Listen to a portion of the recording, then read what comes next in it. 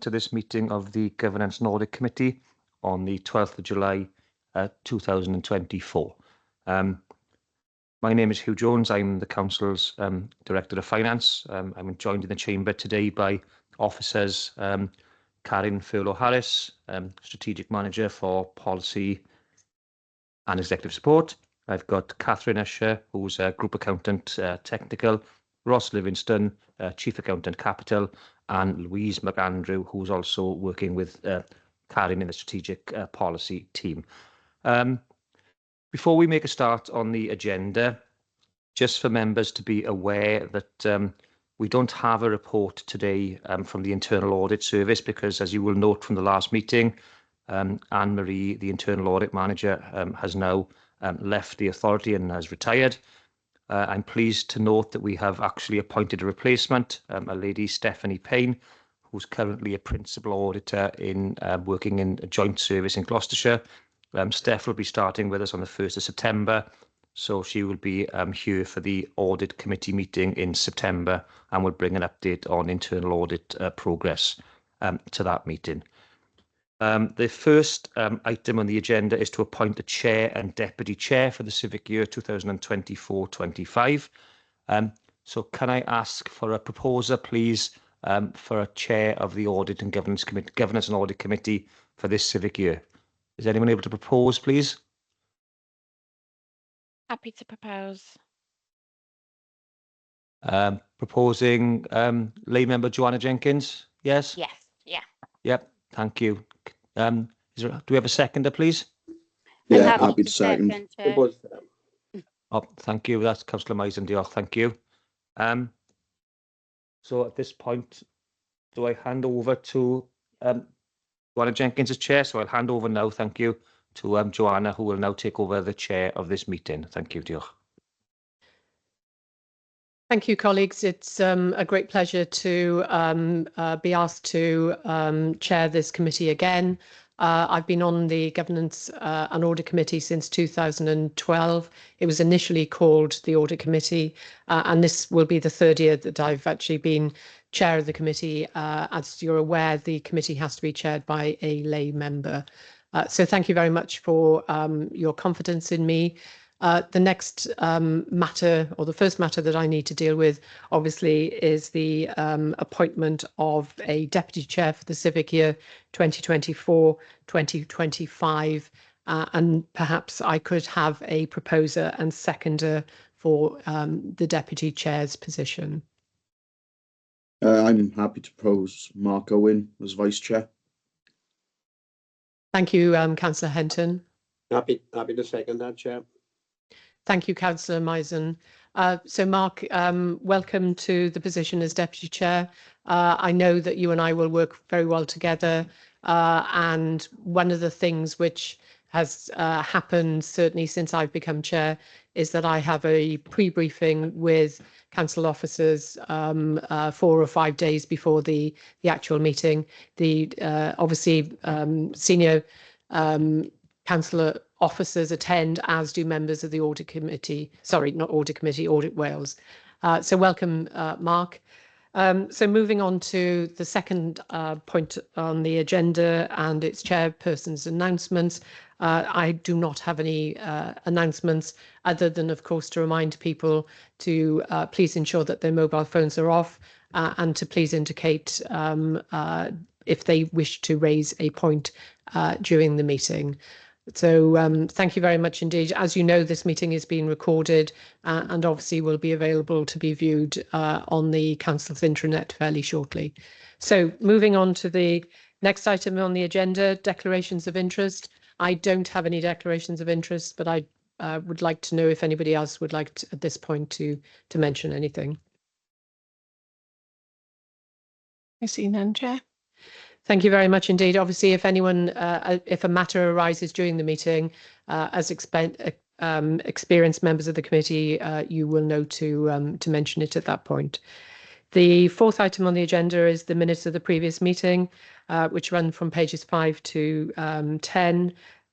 Does anyone have any comments on accuracy? I see none, Chair. Thank you very much. In which case, could I ask for a proposer and seconder to approve the previous minutes? Happy to propose, Chair. Thank you, Councillor Grimshaw.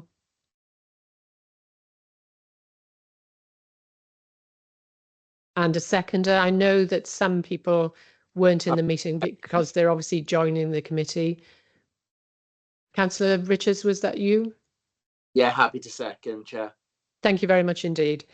Moving on, we've then got agenda item 5, which is an Audit Wales report, which will be introduced by officers who will then hand over to Audit Wales representatives. So I believe that this is a matter that Karen Fuller-Harris, you're going to introduce. Thank you. Thank you, Chair. Yes, this is a report outlining the findings from a piece of work Audit Wales undertook, I think, late last year now. Chair, I'll hand over straight to colleagues in Audit Wales. They're going to give a summary of the work that was undertaken. And then, Chair, I'll come back in then with the Council's response to the recommendations. And I know that we have a few questions from the committee as well, which I know will be followed up. So thank you, colleagues from Audit Wales. Thank you, Chair. Sorry, Martin, if I could just do some introductions. I'm the Performance Audit Lead here at Neath, Talbot, for new members of the committee who haven't yet met me. And just to say, we've developed a very positive way of dealing with Audit Wales reports through the Governance and Audit Committee here in Neath, Talbot. What we do is we do a piece of work which we discuss with the council. We share our draft findings with them, and we discuss what we're doing from that. We clear the report with council officers.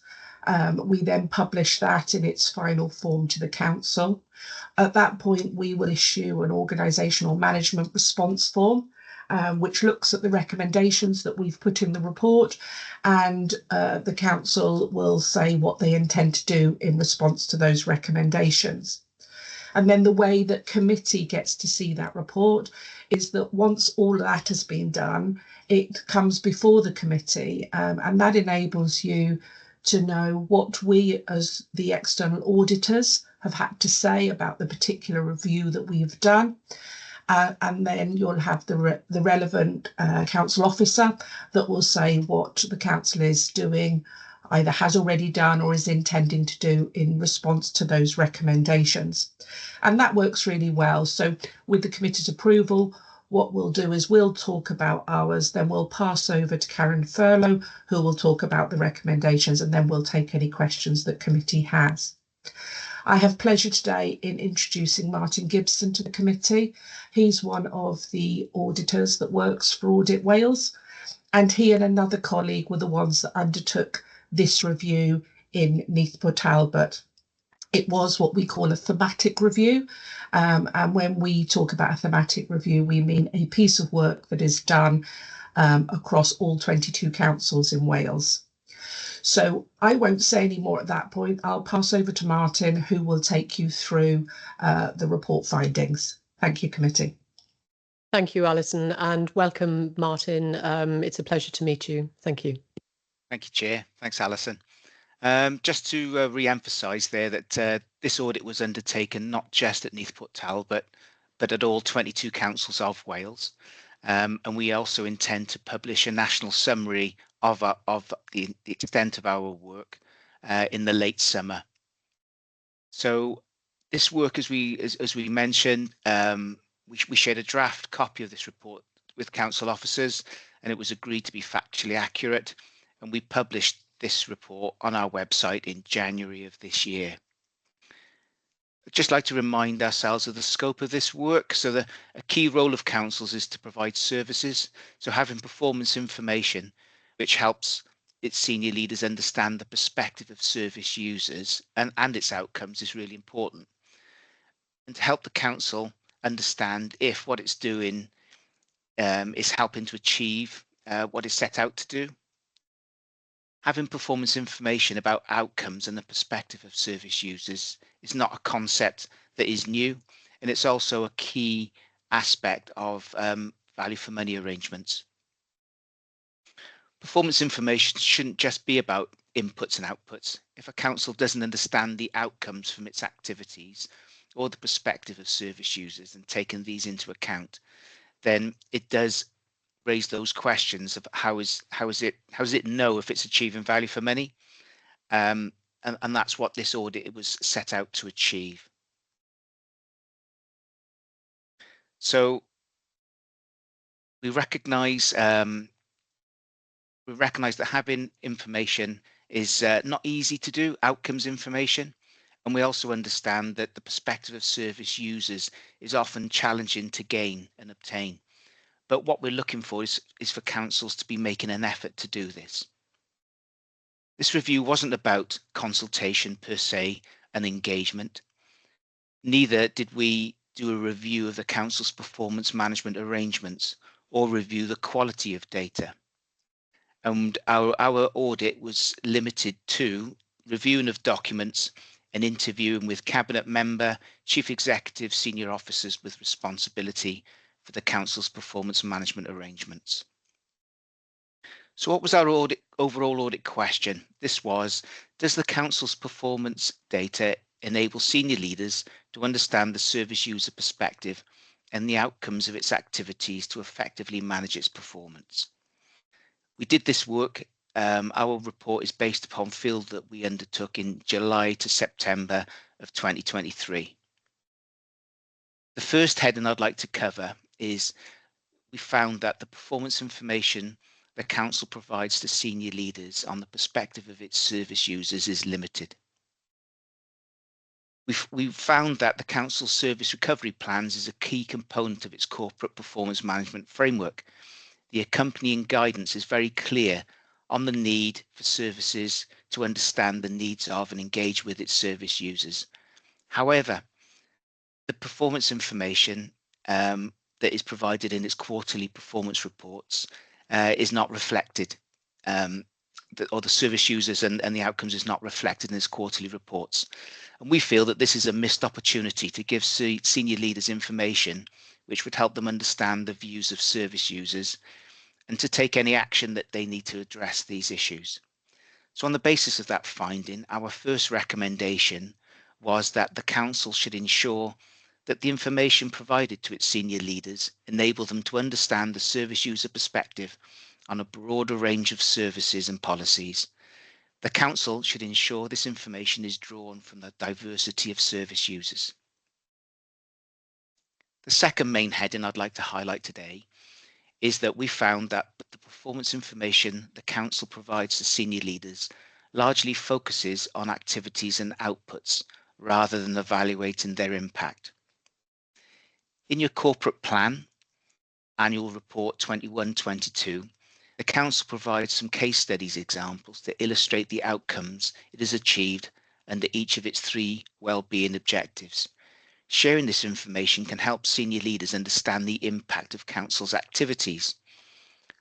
However, despite a few exceptions, the council's quarterly performance reports generally describe activities and outputs as opposed to an assessment of progress against the outcomes that the council is seeking to achieve. This limits the ability of senior leaders to understand the impact of the council's activities and assess whether it's meeting its overall objectives. So therefore, the second recommendation that we made was that the council should strengthen the information it provides to its senior leaders to help them evaluate whether the council is delivering its objectives and intended outcomes. The third element I'd like to highlight from the report is that the council has limited arrangements to ensure the information it provides to its senior leaders on the service user perspective and outcomes is accurate. I'd like to emphasise that we didn't undertake a full review of the council's performance management arrangements, nor did we do an in-depth review of the quality of the data that the council collects. What we found was that the council relies on individual service areas to ensure their own data is accurate before submitting it. The performance data is then sense-checked by a group of colleagues before it being presented. We also found that the council's interim performance management framework makes no reference to data quality, and also we found no evidence that the council's internal audit service has done any reviews on data quality. On the basis of that, we then made our third and final recommendation that the Council needs to assure itself that it has robust arrangements to check the quality and accuracy of the information it provides to senior leaders relating to the service user perspective and the outcomes. So on the basis of those findings included in the report, our view was that the performance information provided by the Council to senior leaders to enable them to understand the service user perspective and the outcomes of the Council's activities is limited. Now, moving on from that, our Code of Audit Practice requires us to state to Governance and Audit Committees that whether we are satisfied that the findings and recommendations have been properly considered by the Council, and we record that through our management response form. And our view of the response that the organisation has given is that we're satisfied that the response to each of the 3 recommendations is sufficient. So that's what I would like to cover on our report. And could I now, as the chair said, that I'd like to hand over to Karen Furlow-Harris to cover the response to our recommendations in more detail. Thank you, Chair. Thank you, Martin. Before I take the committee through our response on the organisational response form, I would just like to draw the committee's attention to paragraph 7. I think it's on page 12 of your papers. It does state there, whilst we didn't wholly accept the above recommendations, we did acknowledge that there is further work to be done to collect corporately the service user perspective information that is collected across our services. There are examples, Chair, I don't want the committee thinking that we don't collect service user perspective information. There are examples in a number of services, adult services in terms of assessments undertaken, our employability service. There are a number I could mention, and including our corporate complaints process as well. That gives us feedback on the service user perspective. But saying that, we did acknowledge that there is work for us to do to bring together that information corporately and ensure that that information is reported to senior leaders. So that is the focus of our response in the ORF. So Chair, if I take the committee through the 3 recommendations, as Martin just outlined the timeline of this piece of work, so our response was submitted, I think, towards the end of last year. And since then, there have been a number of changes in the Council in terms of corporate planning and performance management. So I'm just going to reflect those changes now as I go through the response form.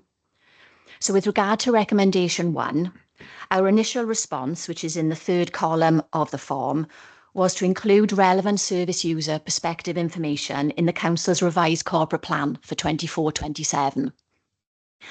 As progress on the delivery of the corporate plan is reported to senior leaders. So that would be the ideal vehicle to get that information in front of senior leaders. However, the corporate plan has been drafted over the last couple of months. It's going to be taken to Cabinet now at the end of the month for approval and on to Council for adoption. But the focus of the plan, as well as focusing on our wellbeing objectives, there's also been a change of focus in the delivery of 9 transformation programmes. So it was felt that the inclusion of service user perspective information would better sit within delivery plans.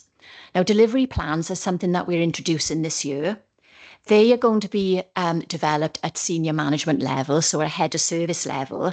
So we thought that the service user perspective information will better sit at that level within the organisation, because those delivery plans will demonstrate how senior management teams are contributing to the delivery of the corporate plan. So a template for those delivery plans has just been issued to senior management teams, and Louise, who's with us today, is providing support to those teams in developing those plans and will ensure that any relevant service user perspective information is included in them. With regard to recommendation number 2, our initial response referred to the review of the Council's corporate performance management framework. That's the framework that sets out how we monitor and manage the performance of the Council in achieving its priorities. So achieving what we set out in our corporate plan. Now that review has been delayed due to what I've just mentioned above with the development of the corporate plan, the resetting of that plan in terms of the inclusion of those 9 transformation programmes.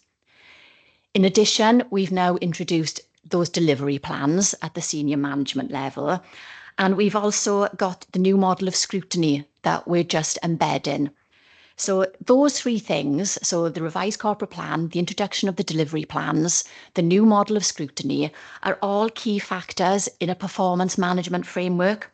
So it was deemed timely to delay the review to make sure the revised framework took into consideration those new processes.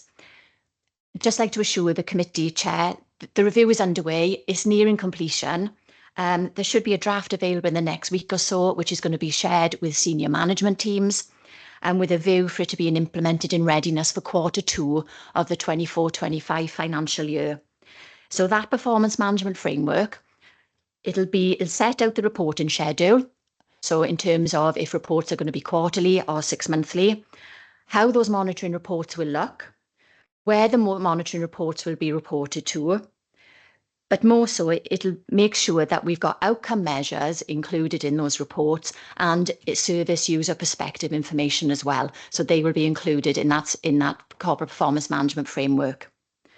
Then the final recommendation regarding the quality of our performance information. So just before Anne-Marie left, we had a conversation with Anne-Marie, and that piece of work, reviewing the quality of performance information, is included in the internal audit action plan for 24-25. There isn't a timeline yet, but I know there are a number of days allocated for that piece of work. Thank you, Chair. Thank you very much. Obviously, I know the committee will have some questions based on what they've read in the papers, but also based on what has just been said by yourself, Karen, but also by particularly by Martin from Audit Wales. As far as the obviously things are in train, when do you think that matters will be next reported to the Governance Audit Committee? Chair, I can provide the committee with an update at your next meeting. There we are. Yes. Thank you. I think given it's a sort of fundamental piece of work, I think that would certainly assist. So, colleagues, I know that we did have some questions that were raised earlier, and I suspect that each of the questions is still relevant. And maybe fellow lay member Mark Owen, if you'd like to start by posing the points you wanted to. Yes, thank you, Chair. Good morning, everyone. Yeah, I think Karen just answered one of my questions around the timeline on the actions. Also noting some of those were kind of being delivered around April 24, so that's absolutely fine. Around the data quality point, and noting obviously Audit Wales didn't look at any sort of substantive testing around the data quality. It's probably more a question for management, just from my own experience, where data quality is concerned, quite often management rely on spreadsheets and end user computing applications to take data out of source systems, manipulate it, report it back. So it was a question for management really around the extent that we've considered models or spreadsheets, and I say spreadsheets because quite commonly it's Excel based applications, but these days people are using other things like Power BI, and there's more complex applications you can use as well as part of reporting. So it was just really a question is that has management also considered the impact of models, spreadsheets, applications in the reporting process, because your data could be absolutely fine, but when you plug that data into a model or spreadsheet or application that hasn't gone through a robust governance process itself, that could theoretically spit out spurious data. So it's a kind of an inextricably linked risk when you start bringing other mechanisms in place to manipulate and report on your data. So that was my question really, in the first question anyway.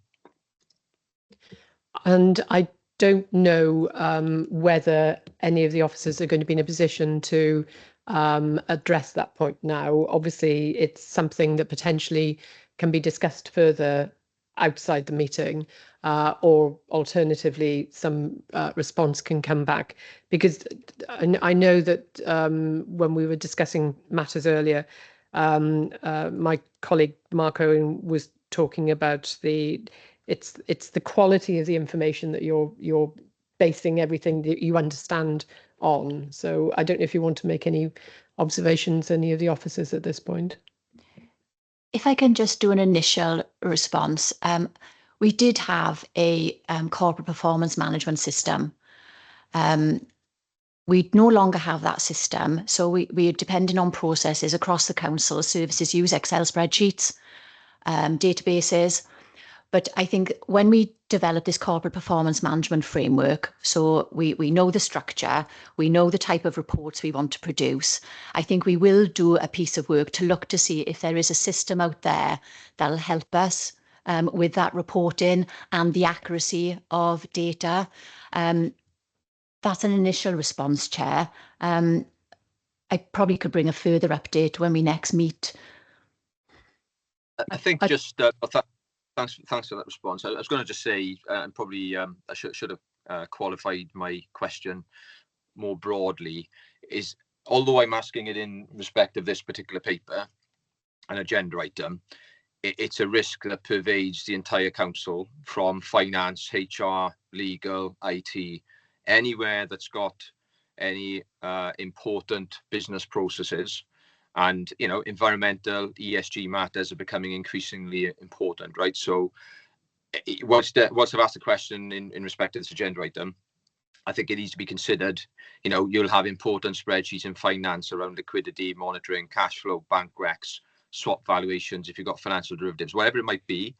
You've got obviously information in HR that will be sensitive, and there'll be ramifications for the council if we were to have a data breach. What I guess I'm saying is there any kind of framework across the council? Because I don't think you could look at this. You could look at it in a decentralized manner. You can look at it and everybody can be responsible for their risk around spreadsheets or other mechanisms to report. But what you will then get is variation in the quality of that performance. So I guess it's probably one for a wider discussion, but it isn't solely limited to this. You know, finance is one of the, quite often, the main functions in a business who's got the most spreadsheets, and they push in, you know, new applications. Power BI has been around a little while now, but you're seeing that increasing. There's other applications like Python and our SQL coding. So I think it's just something to think about. And I've got a point later in the meeting on risk, but it's identifying that risk to the council, assessing the risk and thinking about what control measures you want to put in place. And I don't see that as being a kind of isolated area. So sorry, I just wanted to clarify where I was coming from with this, but it isn't just solely in connection with this, albeit, you know, I'm pleased to hear you have it in hand. Thank you, Hugh. Yeah, just to come in there, Mark, absolutely take your point around the risk around Excel spreadsheets. Virtually all of our financial monitoring modelling is carried out from extracts from key systems into Excel.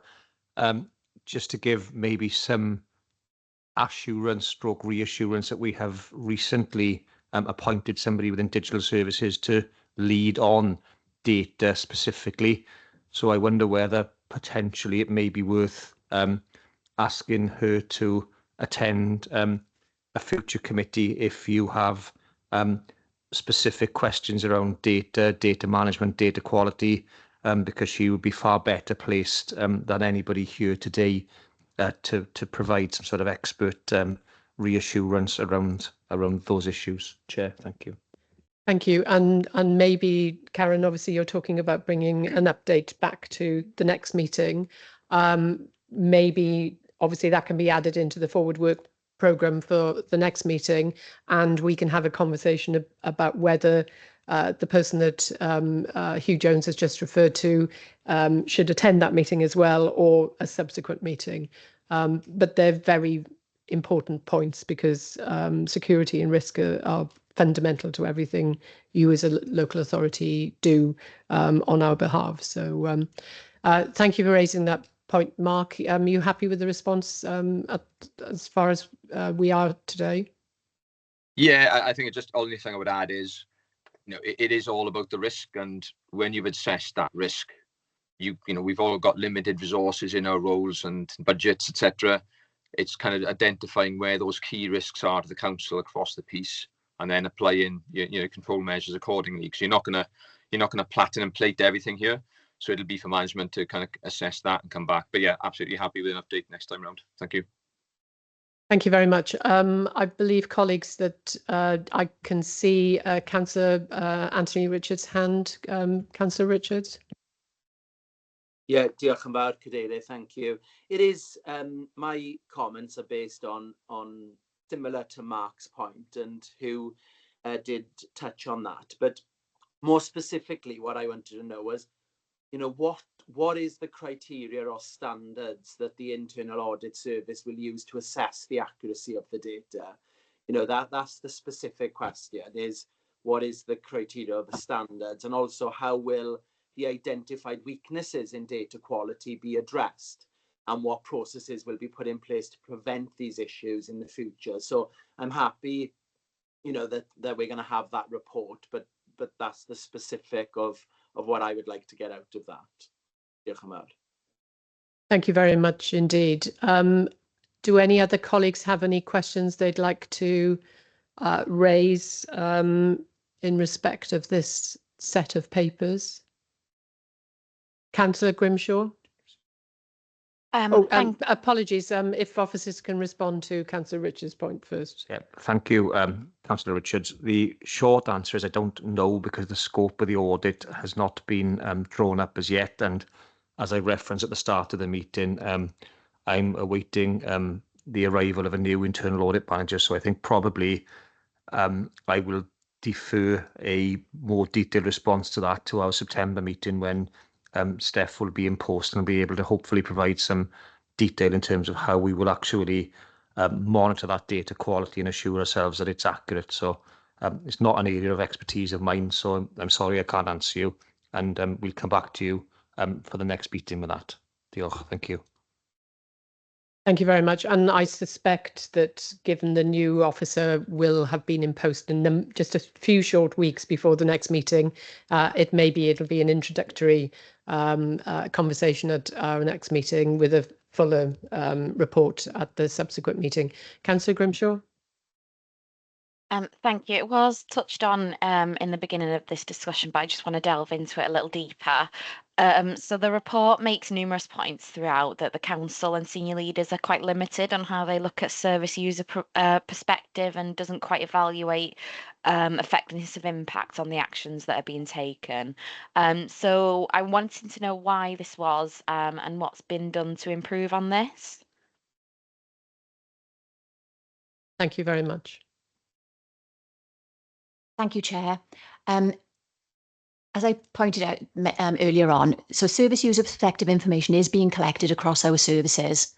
The question in this review was whether or not it's actually reported at a senior leaders, and we acknowledge that it wasn't. Although being used at the service level, it wasn't being reported to that higher level. So, Councillor Grimshaw, will ensure that the Corporate Performance Management Framework, when it's revised, will make it clear that that information is included in those monitoring reports that are reviewed by senior leaders. We do acknowledge that perhaps we've got some more work to do. I know Louise has been doing some research in looking at what other authorities do in terms of service user perspective information.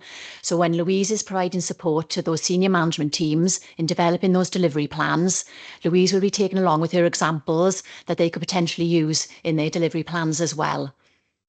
Is that okay, Councillor Grimshaw? Yeah, was there a particular reason that it wasn't reported to senior leaders, or was it just an oversight? An oversight, Councillor Grimshaw. It was at the service level, but not coming up to that senior leader level. Thank you. Mark Gowen, I can see your hand is raised. Yeah, just one further question for me. It's just in response to, well, it's management's response to R3, finding R3 on page 29, and the quality and accuracy of data, which says the council needs to assure itself that there's robust arrangements to check the quality and accuracy of the information it provides to senior leaders. And obviously the response is, from following consultation with internal audit, that an item has been included, an audit's been included in the plan for 24-25, which is fine. But I suppose the question for me is, wouldn't the management response also want to consider whether the first line needs to be strengthening its data quality checks? Because whilst internal audit provide, an independent view of that position, it's incumbent on the first line management to be comfortable the data that they are pushing up the chain is accurate. So I'd expect probably something in there that is looking at the quality of the process from initial production through the sign off, whether it's 4 eyes, you know, second person review. I know there's a sense check, etc., referred to in the paper, but ultimately management should be able to say if they are comfortable that data is accurate. So I guess it's just and I'm an internal auditor myself, right? So I'm just saying internal audit absolutely got a role to play here. It should be in the plan to consider data quality, but management need to be assuring themselves that they've got the right data going up the chain before internal audit come in. That's my view. Thank you. We'll take that on board. Thank you. Thank you very much. Does anybody have any further points to raise before I just go back to officers? I can see Mark and Councillor Richards' hands are up. I don't know if they're old. I suspect Councillor Anthony Richards, yours is a new raised hand. Is that correct? Yes, Chair. Yeah, I just wanted to, just on the point and the response, from Hugh in terms of that data, I think it's really important as well, you know, from my opinion, is when the new person joins and we're looking at the standards of the data that we're looking for, is, you know, the steps that will be taken to shift the focus of performance reports from outputs to outcomes. Now, the data can tell you very different things from an output. So, you know, I'll give a very simple example. We've taken 100 calls today and they've been actioned within 5 minutes or whatever it may well be. If they have taken 5 calls and people are really disgruntled from the calls that have been taken, that's very much an output, you know, or an input that has happened. And the outcome should be that they have a very good quality service, for example. So, you know, how are we going to be looking at shifting those performance data from, you know, from the inputs, outputs to outcomes, I think is something that really needs to be considered going forward. Diolch yn fawr.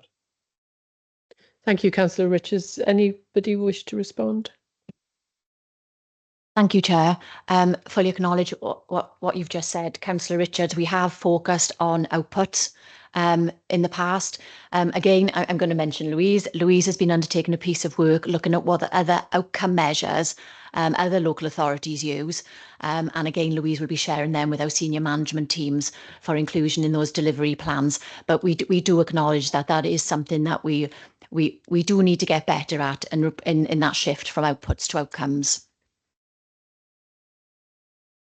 Yeah, if I just come in there, diolch, Councillor Richards. I think what you're saying is absolutely correct, and I'm sure you'll acknowledge as well how difficult it actually is to start measuring outcomes, because inputs and outputs are things that you can obviously count, whereas outcomes are quite subjective. But as Karen says, you know, we acknowledge that we do need to do more work on it.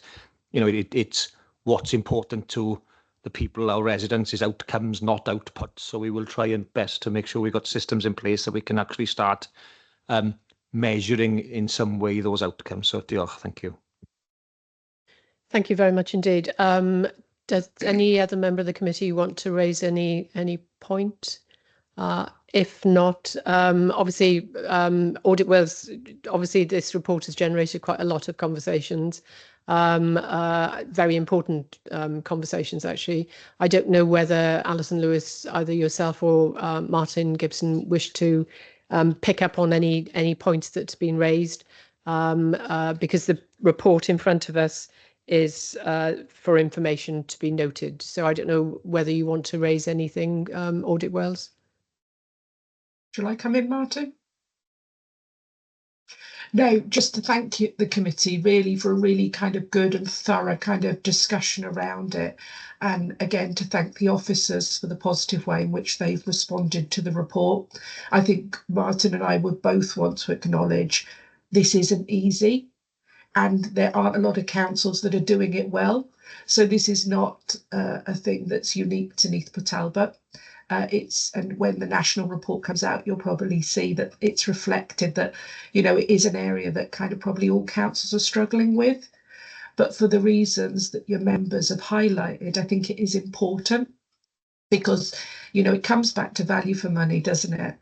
You want to be driving the right outcomes that are helping you deliver on your well-being objectives. And you need to assure yourselves that what you're doing is actually having the right intended consequences. I think the only other thing I would say, really to temper the committee's sort of enthusiasm, I think this is a journey that the council's going to be on, and I don't think you're going to kind of, the next corporate suite of PIs is going to be able to address everything, but I think it is about continually building around how you can hear that service user voice better and how you can begin to drive those really important outcomes. So I think it's a journey of improvement.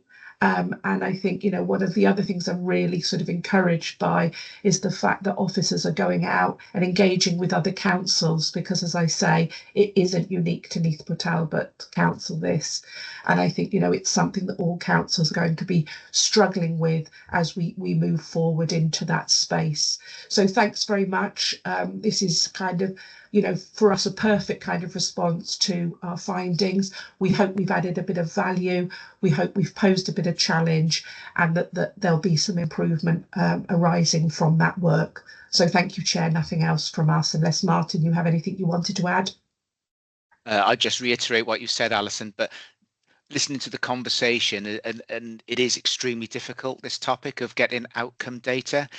But what you shouldn't do is also exclude the outputs, because the outputs also give valuable insight in terms of quantity. So the combination of is equally important in your performance information to senior leaders.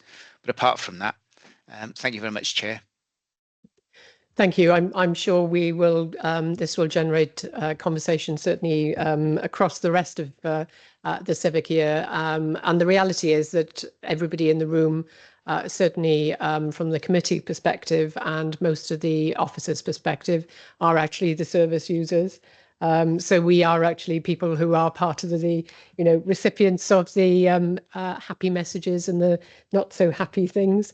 But we are a valuable resource. We do have between us a collective understanding of how things should work in different arenas. So it's a question of watching this space, basically. So moving on to the next item, obviously the agenda item 5 is for information, so we note the report. So moving on to agenda item 6, again, this is an Audit Wales report, the annual audit summary for 2023, papers found at pages 31 to 40, and the report is going to be introduced, and then we're going to seek some questions. So I believe, Karen, you're going to be introducing this report and then handing over to Alison Lewis. Thank you. Thank you, Chair. So yeah, just as you said, it contains the annual audit summary for 2023. So that is a document prepared by Audit Wales and sets out the work that was completed by Audit Wales during that financial year. Just to let the committee know, the summary is going to be presented to Council on the 6th of September by Alison. Chair, I'll hand over to Alison if she wants to add any more detail. Thank you, Alison. Yeah, thank you, committee. Hopefully a nice straightforward one after the long debate on the first agenda item. There is nothing new here. This report really isn't for Governance and Audit Committee in terms of its intended audience, because what you get throughout the whole year is the much more the full reports and the management response forms, and an opportunity to discuss and discharge your duties in relation to each of those reports. So this is just a summary. You've seen it all before and in more detail. Really, this is, I suppose, more of a public-facing piece. So this is more for wider member interest. It just keeps them abreast of the outcomes from the work we've done in year. And again, for members of the public that might be interested, it's a summation of the work that we've done. As Karen said, I'll come along to Council just to take members through that in the wider forum. But really for committee, it's just for your awareness that it's going out and it's up on our website. Happy to take any questions if you have any. But as I say, I think we've probably dealt with any of the questions when the reports came to you in the individual way that they do. Thank you, Chair. Thank you. And I know that earlier this week I had a pre-briefing with Audit Wales and senior council officials, and I'd raised the point that obviously there were a reference to a number of other documents reviews and whether there were any implications directly for Neath Talbot. For example, there was a reference to the A465 section 2, and it was confirmed at that pre-briefing that there were no direct implications for Neath Talbot, other than obviously across Wales as such. I believe, colleagues, you might have some questions. I don't know if anyone has any point they want to raise, or if the questions that you had been thinking of earlier have already been addressed with what we've just heard. I just have one question, and yeah, it's not necessarily for Audit Wales, but obviously seeing obviously summary of some of the key pieces of work through the year in one report is always useful. If draw your attention to page 38, where it summarises the assurance and risk assessment review, digital strategy, and strategic management of assets. There's kind of several references to need to further develop monitoring arrangements, no clear time frame to deliver, which makes it more difficult for council to assess progress or value for money. We found the council doesn't have a current vision and plan for managing its assets or timely and comprehensive monitoring arrangements. So I suppose the comment back to management is, it seems like there's a bit of a thematic issue there with some of the governance and the monitoring, and almost a kind of lack of any kind of robust plan, do, check, act type of methodology, that pervasive monitoring and kind of keeping on top of it. Now, I think Karen did mention something earlier, though. I think it was model of scrutiny in the performance management framework. I don't know if that's anything that kind of lends itself to this space, but when you see it almost as a bit of an ever-present, it's that would sort of give me some cause for concern, unless it's something management have identified as part of this performance management framework and that model of scrutiny that Karen mentioned earlier, because it was absolutely key that the monitoring aspect is pervasive, because otherwise you just won't be keeping a firm handle on where you are, and you come back without any timelines or any kind of updates and things not being fed up to senior management. You as the old adage says, what you don't measure, you don't manage. So I think for me, it's just trying to understand, is that something that management have recognised themselves and are obviously building into that performance management framework. Thank you, Chair. Just to focus on that piece of work first, the springing forward strategic management of assets, that's going to be coming forward to the committee later in the year. So the committee will have sight of the organisational response form to that piece of work, and that form will provide you with assurance that things have moved on since that review was undertaken. With regards to the check plan do, absolutely a fundamental aspect of a corporate performance management framework.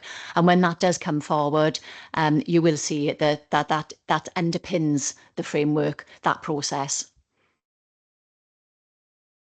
Are you able to give us an indication as to when you expect that to come back to us, Karen? The corporate performance management framework, I can bring that forward to the next, if it should be ready by the next meeting. Yes. There we are. Thank you. Mark, do you want to come back and say anything else on that particular point? It's just really, as I say, these are obviously being picked up through the year, but sometimes it's when you see the report in summary is when you can discern if there's any kind of common themes coming out, and that kind of roles and accountability, responsibility, almost like your RACI matrix across the business. It's just something to think about there, and obviously it sounds like it's being considered, but it's it's something that as a committee we would obviously want to see less of as a finding in different areas, where you're not sure if the quality of the data is quite there because it hasn't probably had the right person looking at it, or we're confident there's no kind of clear timeline to delivering something. Again, who's got responsibility for that? So that it was just an observation. As I say, I don't want to pick any of these apart, as Audit Wales have said. They've all been covered in the year, but it's just more of a kind of overarching observation, seeing it all on one page. That's all. Thank you. Thank you. I can see officers are nodding to what you've just been saying, Mark. So do any other members of the committee have questions they want to raise? No. in which case, unless officers want to follow up anything that we've just discussed, or Audit Wales want to come back in any way whatsoever, this report is for information and therefore is to be noted. So we note the report and move on to item 7, which again is an Audit Wales report, this time programmes and timetable for Q4, the update to the 31st of March 2024. Papers are at pages 41 to 60. And again, I believe, Karen, you're going to be introducing this. Thank you very much. Chair, I've nothing to add to what you've just outlined for the content of the report. Maybe Alison wants to add some detail. No, I think the report is before members as it is. It's just we try to keep committee updated. Although you're very well updated on our local work, the things that Michelle as the manager for finance and myself as the lead on performance audit keep you abreast at each meeting. I suppose this is the slightly bigger view. It's got a little bit in there from Eston CIW and about our national reports as well. So it's a for information item for members' awareness. And if members ever wanted to see, oh, has that now been published? Because obviously there's always a bit of a lag between you getting the updates and it coming to committee. Our publications page on our website is kept up to date, and it's sort of very searchable. So again, if ever you wanted to know, oh, is that out? Have a look at our publications page, because we put everything there. In terms of transparency, so that might be a little go-to place if you wanted to know.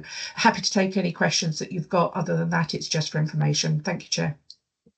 Thank you. I don't believe there are going to be any questions, certainly none from me, but does anybody else have any questions on item 7? No?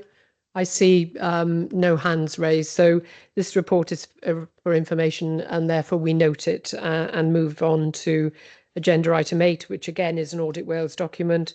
The 2024 audit plan for Neath Talbot Council, papers at pages 61 to 84. And again, this is to be introduced by officers. Thank you. Thank you, Chair. So as item 6 was looking back at the work that was undertaken by Audit Wales in 23-24, this is the forward-looking document as to what Audit Wales will be doing during 24-25. Chair, Alison may wish to add a little bit more detail. Thank you. And I believe that Michelle Phoenix, who's joining us today, may want to add something to this document as well. Thank you both. Yes, thank you, Chair. Yes, this is the first time at your audit committee meeting. I'm Michelle Phoenix. I'm taking over as the financial audit manager for the 23-24 audit. So it's just really to the overview of the document, the audit plan it covers the financial performance audit work. And it actually has items in it that we need to bring to your attention. So I'll take you briefly through some of the financial audit side, if that's possible, and then Alison can update. And can I just apologise? I have a parrot in the house, and you might be able to hear him, and no matter where I am. So I really apologise if you hear some talking or singing in the background. I'll just put that. Sorry about that. I don't think I've ever been in any form of meeting where anyone has warned us about a parrot. I've been warned about all sorts of other items and children and animals, but thank you, Michelle. We appreciate you informing us of that, and we hope he or she is a very happy parrot. So, anyway, thank you, Michelle. That's okay. Sorry about that. So just say that just bringing some things to your attention that we need to bring to your attention as those charter of governance. So we have actually pretty much completed the planning work for the financial audit, and we've commenced the work as well. So it's just bringing to your attention the level of materiality that we apply to our work, so that we feel that over which an error could mislead the member of the reader of the accounts. So this year we applied a materiality of 6.1 million. We've identified some risks that we're going to be addressing during our audit. The risk of management override is present in all audits, and we've actually identified some further risks that are present this year. So you've got a pension fund net liability And there's been some complications this year in that the pension fund is in a surplus, but due to the requirements of IF19, there's an asset ceiling being applied and additional liability included from funded benefits. So we'll be reviewing that to make sure that what's been provided by the actuaries has been reflected in the accounts. We'll also consider the valuation of land and buildings as an area that we need to pay more attention to. Again, there is a risk in this area due to the rolling programme evaluations that are undertaken. So we need to confirm that the assets will not be valued in the year and not materially instated, because although inflation is coming down, it's still, the cost of material and everything that goes into the valuation have increased. So we'll be looking at this area. And then also the senior officer disclosure, there has been a change in post. So we were making sure, confirming the changes have been correctly disclosed. And as I said, yes, we've started the audit already. So can I hand over to Alison now for an overview of the performance? I'll turn my microphone off so you don't have the nice sound of my parrot. Thank you very much. Thank you, Michelle. So on the performance audit side, for those that have been members of Governance and Audit Committee for a while, you'll know that we have a standard piece of work we do each year in every council, which is called our Assurance and Risk Assessment work. And this is the piece that keeps us taking a broad look across the council's arrangements in order to help us discharge the Auditor General for Wales duties. And we will be doing that piece of work again this year. In terms of the local project, so each year we meet with the council's corporate management team in the new year, sort of January, February time, and we kind of have a discussion with them around the assurances and risks. We get the council's perspective on where they think there are areas of concern and areas where they think that we may be able to support those.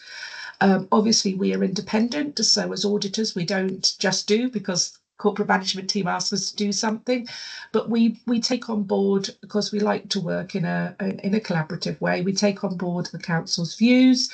We put that together with what we're seeing through our assurance and risk work at the council, and we sort of generally come to a consensus about what we should be putting in for the audit plan. So the summation of that sort of discussion about relative risks, and again, risks for the council are not always quite the same as an audit risk, but I think this year the local project is going to be on cyber security. And I think, we were all in agreement that this is an ever-growing risk, both for you guys operationally and with our audit hats on as well. So we're going to be doing a review of cyber security arrangements. And I've been fortunate, we have a specialist team here at Audit Wales. So you'll probably be delighted to know it's not me doing that work, but actually a specialist information management and technology team who will be coming in to do that work.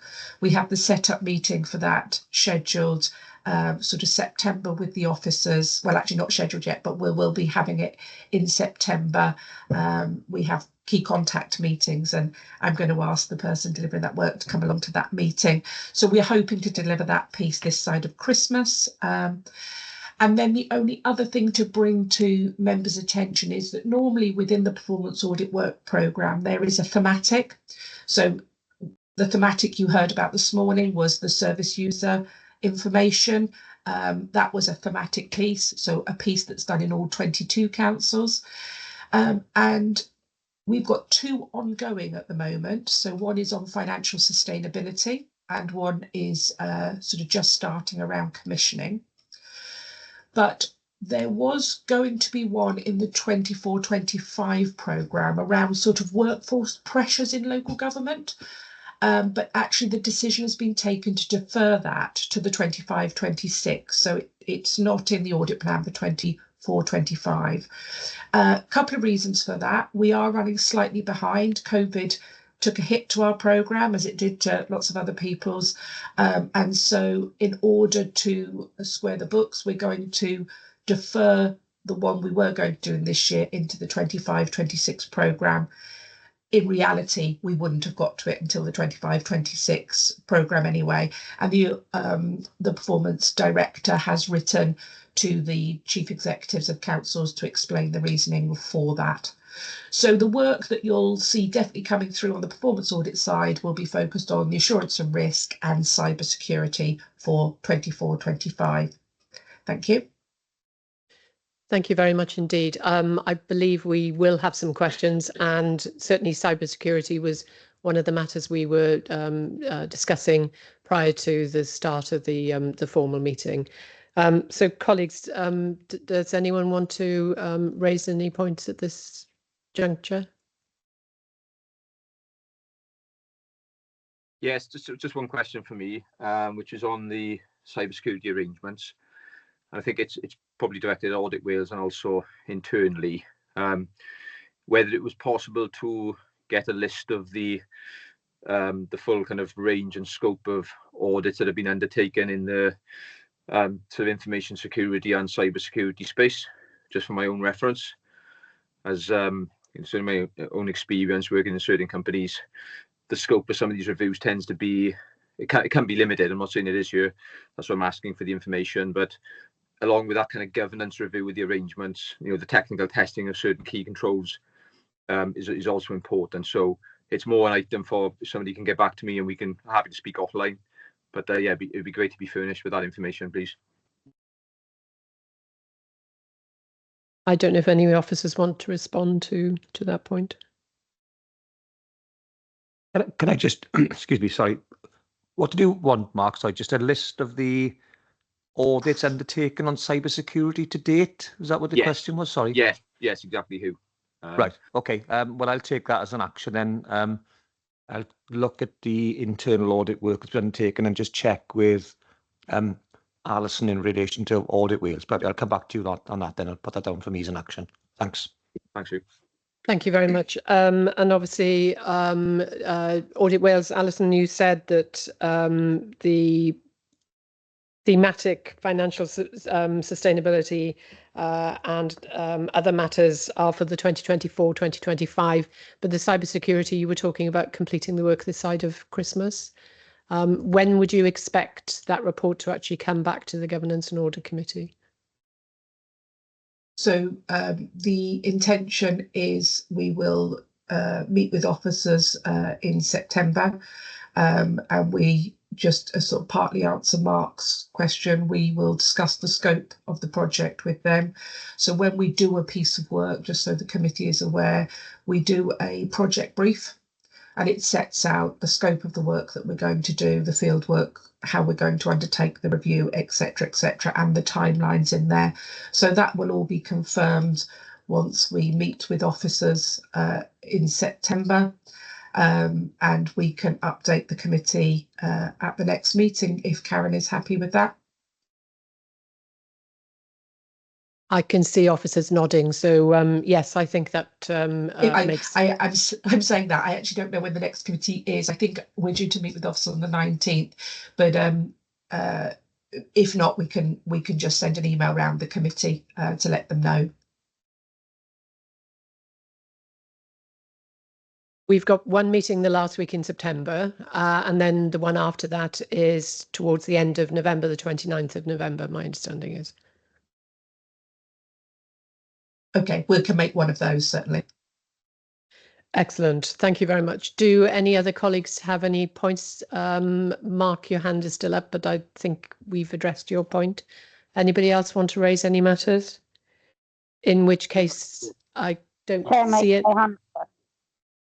Sorry, Councillor Grimshaw.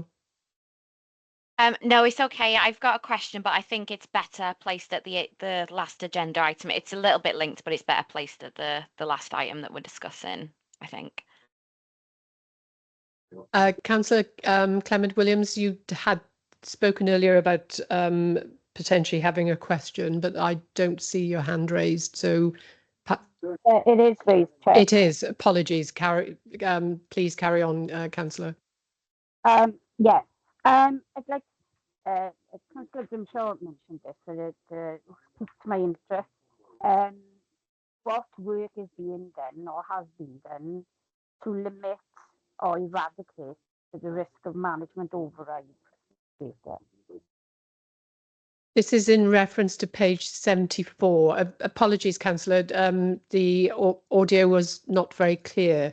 It was page 74, wasn't it? The question of management override. I'm not sure I picked it up, Councillor Crim, so I haven't read the paper since a couple of days ago. That wasn't what I was asking. It was more a technical question that I'm happy with. Like I said in pre-briefing, I'm happy with the answer I was given, so I don't feel the need to ask it again.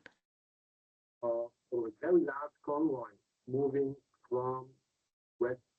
As we're having difficulty hearing the question, I think we'll move on to the next agenda item.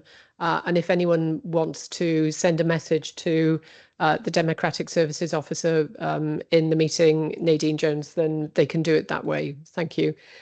So agenda item 8 was for information. So we note the report and move on, if that's okay. Thank you.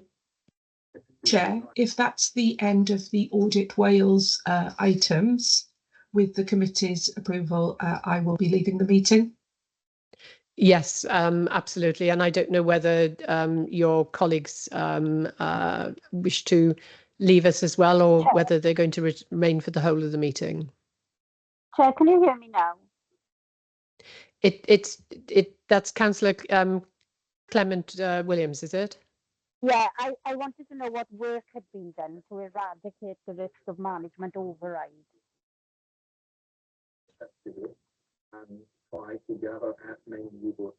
Hugh Jones will answer.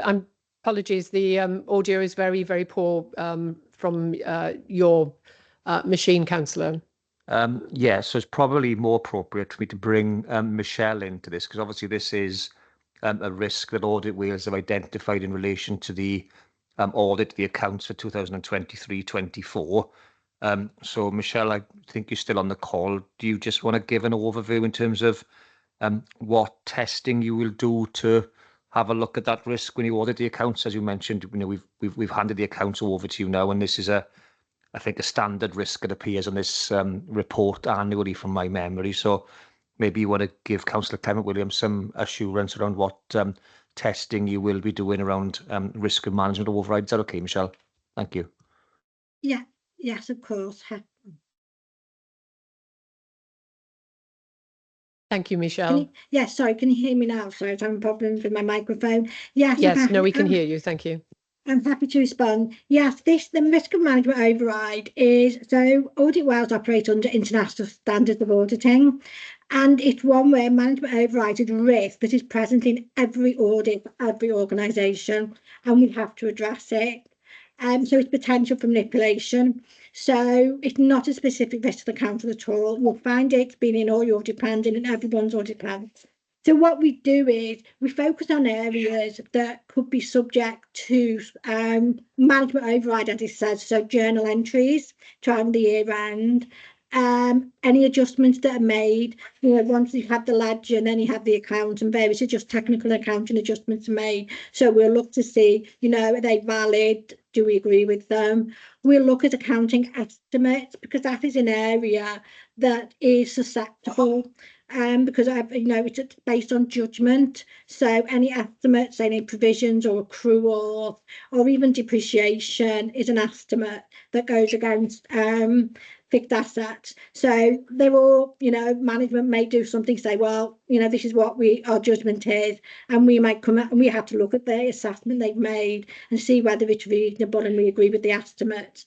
And then while we're doing the audit, we look at lots of populations of transactions that support figures in the accounts, and during our we sample test, of course, but we look at the populations and we see if anything's coming out that looks strange or significant, and we will query them. So it's very much, we do the work is required on file, and very specific work. And as I said, it's not just this Neath Port Talbot Council, it's with everybody. So did that answer your question?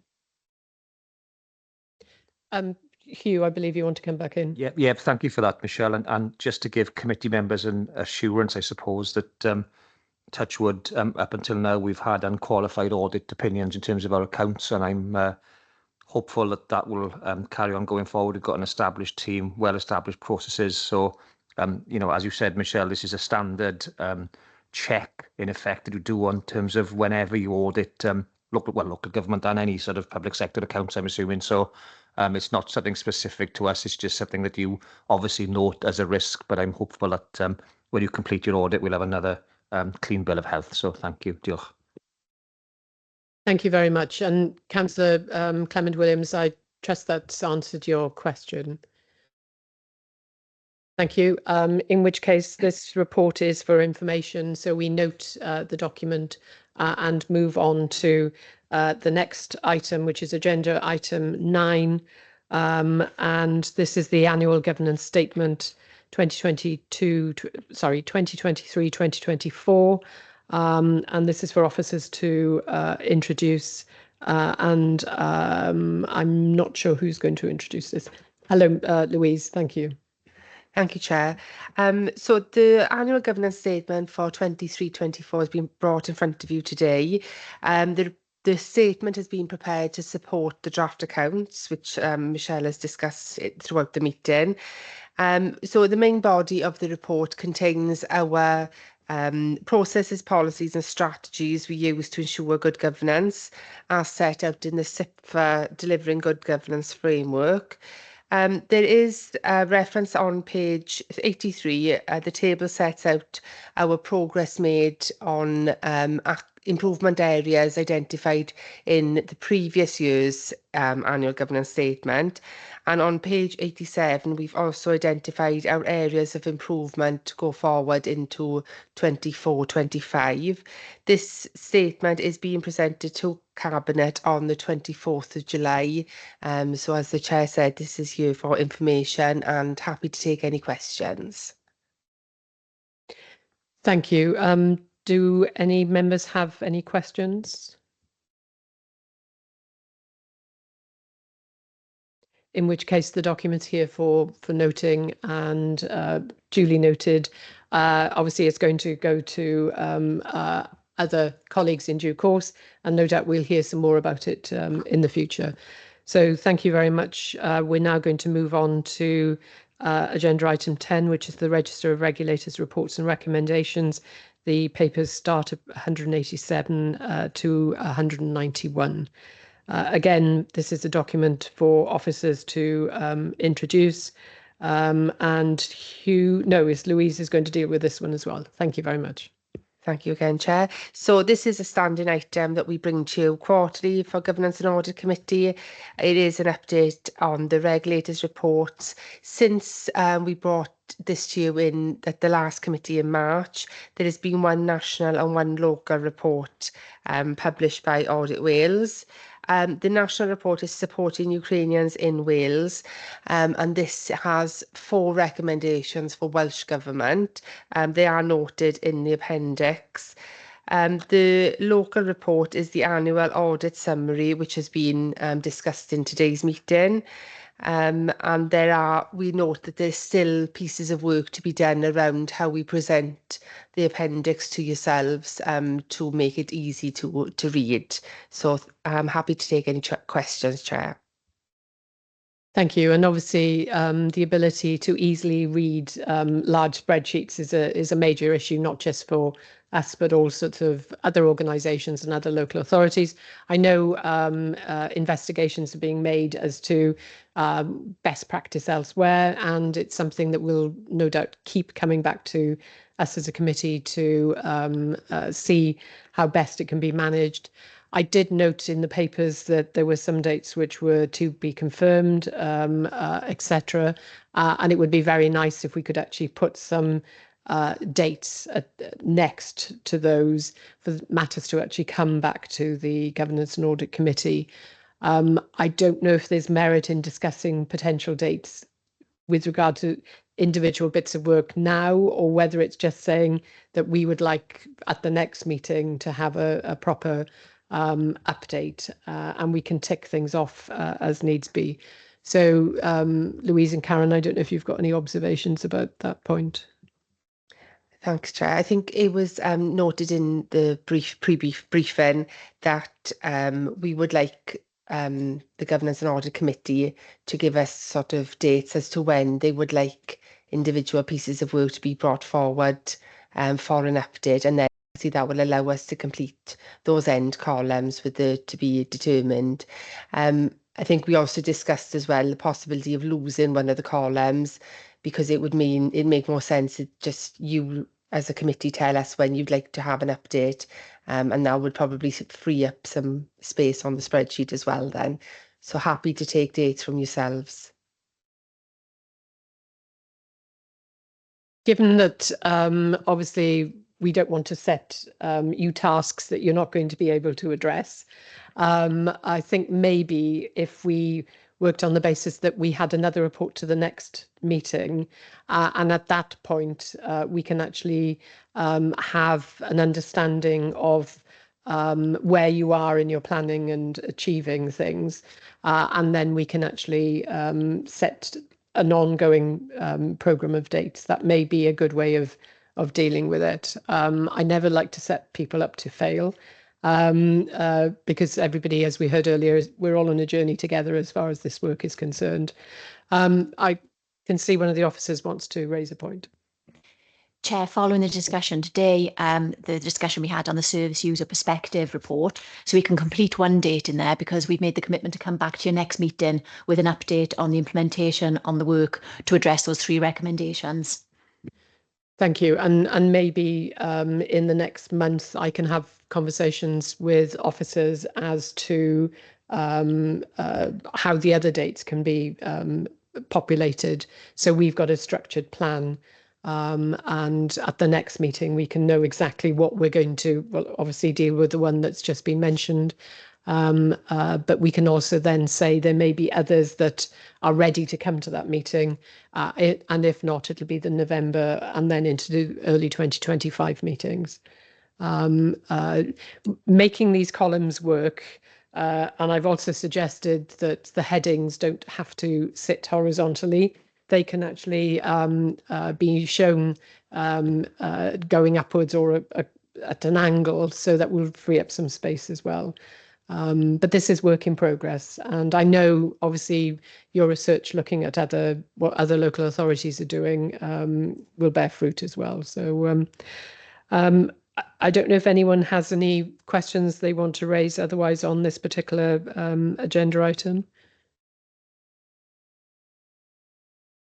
In which case the document is for information, so we note the report, and we move on to agenda item 11, which is our Governance and Audit Committee annual report for 2023-2024. I prepared the report, and I know Hugh wants to mention something about the formatting of the start of the document. Yes, thank you, Chair. Yeah, just apologies really to committee members that the formatting of the covering report is a little, well, not particularly user-friendly. So I will make sure that when this report comes back next time around, so it'll be after the 24-25 civic year, that the formatting is improved, because at the moment the layout isn't particularly great, but the actual formatting of the appendix I think is fine, and that's where the substantive information is included. So thank you, Chair. I don't have any further points to raise, but I don't know if any colleagues want to mention anything. No hands raised, in which case this document is again for information, and we note the report and move on to agenda item 12, which is the 2023-2024 annual internal audit report, starting at page 207.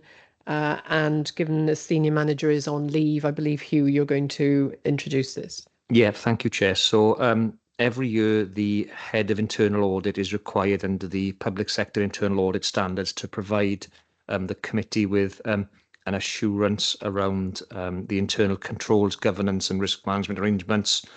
That review has been undertaken by the head of internal audit, and she has provided the committee with a report that gives reasonable assurance.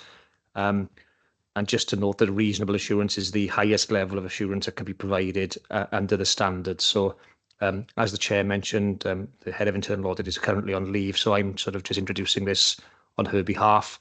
And as I mentioned at the start of the meeting, come September, we will have a new internal audit manager who will also take on that role required under the standards as head of internal audit. So I'm looking forward to introducing her at the next meeting. But again, I'm happy to take any questions, Chair. If not, I may have to, if I can't answer, I may have to defer and provide members with a written response. Thank you. Diolch. Does anyone have any questions? We see no questions, and therefore the document is for information. We note the report and move on to agenda item 13, which is the closure of the accounts. These pages run for nearly 100 pages and start at page 217. So closure of accounts for 2023-2024. So Hugh, for you to introduce. Yep, certainly. Thank you, Diolch. Thank you, Chair. So these are the draft accounts for the financial year ending 31st of March 2024. They have been handed over to Audit Wales to undertake their rigorous process that they undertake every year in terms of auditing the accounts. They are very voluminous, very detailed, as required by the SIPFA Code of Practice.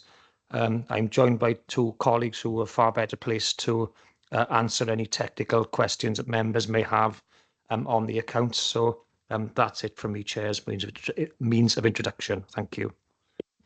Thank you very much. And whilst they do run for many, many pages, they are fairly easy to understand the various introductory sections. I'm pleased to note that there isn't a single acronym to be found anywhere in them, because it's been a bugbear of mine for over a decade. But certainly as a lay member, it gets to be, you finally got there. Well done, Hugh and everybody. It's difficult to read things which are full of acronyms. I don't have any questions, but I don't know if any colleagues do. Thank you. Nope. No questions at all. Thank you very much indeed. That obviously means that people have also understood the documents, because I know everybody's read them. So thank you very much for bringing two members of your team to brief us and assist us. I don't know if they want to say anything about the closure of the accounts documents. So in which case, thank you very much indeed. And we move on to agenda item 14, which is the forward work programme, which obviously we've spoken about at quite some length in other parts of the document, the agenda items, but I believe that we are going to have some questions here as well.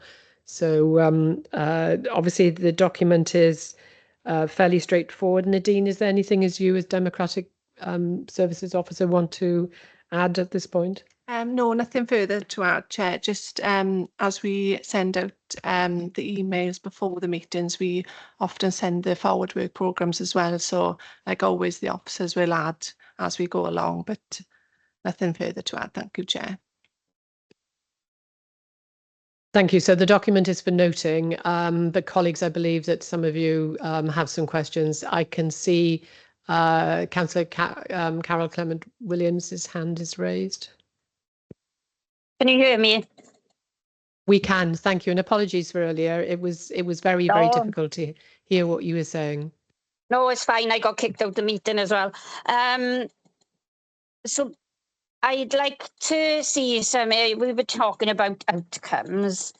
I wouldn't mind having some performance indicators on social services for the outcomes, including the outcomes for the customers or service users.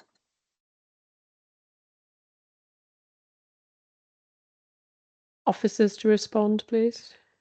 Yeah, I think we'll have to take some advice, excuse me, around whether that sits within the purview of this committee. Councillor Clement Williams, obviously that would be a matter for the Scrutiny Committee for Social Services, Health and Wellbeing. But I will check with our head of legal services as to whether that would be appropriate to bring here. Obviously, if you wanted to ask to attend a Social Services Scrutiny Committee, you're obviously welcome to do so. But I'll come back to you with some advice around that, if that's okay. Thank you, Chair.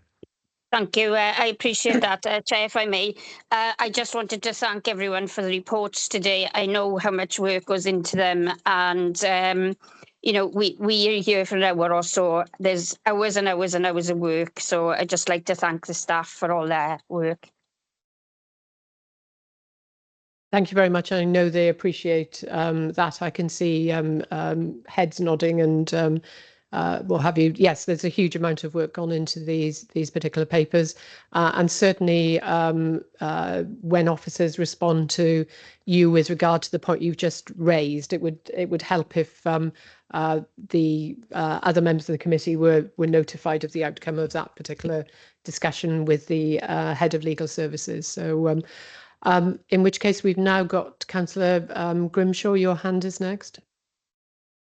Thank you. I was just wondering whether any work was planned on looking at poverty outcomes, whether it's already in an audit report and we just need to check a particular one. I know it is partially raised within the homelessness report, but is there any audits being done on kind of the outcomes for Neath Port Talbot? Thank you, Councillor. Officers to respond. There's no planned audit in terms of poverty outcomes, but we do have a poverty prevention working group, which the Director for Strategy and Corporate Services, Noel Daniel, does chair. So I wonder whether you wanted to maybe have a look at some of the notes or minutes from that meeting, Councillor Grimshaw, that would perhaps help you with your question. Would that be okay? I have looked into it. I'm just quite keen that this is something that is monitored. You know, working groups are very effective and the work that goes into them is effective, but I'm wondering whether we can have a more formal process at looking at how we eradicate poverty within the local authority. And I know that Noel Daniel often attends these meetings, but officers to respond to that particular point. Yeah, I think that falls under the remit of that poverty prevention group, because that's not just a internal looking group. It's got sort of lots of partners on board in terms of third and voluntary sector organisations and things like that. So perhaps I'll ask Noel to just make contact with you outside of the meeting, Councillor Grimshaw, so you can have a conversation around the work that he's chairing on that. Yeah, that'd be really useful. Thank you so much. Okay, no problem. I'll ask my colleague Karen will ask Noel because I'm on leave next week, so she'll pick that up with Noel. Thank you. Thank you very much. And Mark Owen, you have your hand raised. Thanks. Yeah, it's just a quick one. I think it was back in January's committee meeting where we raised a point around the clarity and dare I say quality, but you know the very heavy narrative sort of based focus of the risk registers. And I know that the management team took as an action to go away and incorporate some of the thinking and the discussion we had there. So I just thought it would be worth bringing an update to the next committee on any improvements that have been factored into the process to try and make those risk registers rather more user friendly and signpost the issues better, which is one of the things we discussed last time around. Thank you, Chair. Corporate Directors Group are actually having a workshop towards the end of August on the risk register, and are doing exactly what you've just mentioned, Mark. So perhaps it would be timely at your next meeting in September we can bring forward an update on the outcome of that work. Okay, sounds good. Thank you. Excellent, thank you. And the reality is, with regard to that particular bit of work, it's really a question of the proof is in the pudding. Is it going to be user friendly on the basis of when you actually open it, whether it's hard copy or on a computer, whether you can actually navigate your way around it. So certainly as a committee, we'd be very happy to have any input that possible into it. But thank you. So that will be added to the work programme for the next meeting. Hugh, you want to? Yeah, just to mention, to give some update there, Mark, Louise, who's here with us today, has done a tremendous amount of work in terms of changing that format of the risk register, which is the one that the A3 spreadsheet which I introduced, which is totally user friendly, and now Louise has got something which looks and feels a lot more user-friendly, is a lot more meaningful. So when you see that next, I'm sure you will see it being a huge improvement in terms of the one that I introduced many years ago. So I look forward to bringing that back in September. Thank you. Great, thanks, Sue. Thank you. Mark, you happy with content Yeah, with that? absolutely. There we are. Thank you. Does anyone else want to raise any points under the forward work programme? The document that we were sent as part of the minutes was, I was going to say sparsely populated, but we have managed to add significant numbers of actions into it. So does anyone else have anything to say on agenda item 14? No hands raised. In which case we move on to the last item on the agenda, which is urgent items. I believe there are no items to raise at this point. Is that correct? In which case, no urgent items to discuss. I'd very much like to thank you all for attending the meeting. I know some people are councillors who are returning to the this particular committee. They obviously know it's how important it is and valuable it is, and other council members, councillor members are here for the first time. So thank you all for your contributions. It's been a very productive meeting, and I wish you all a very good weekend, regardless of which sports you want to watch. I'm sure there will be lots of things for you to do. So thank you very much indeed, and have a safe weekend. Take care. Thank you. Bye. Thank you.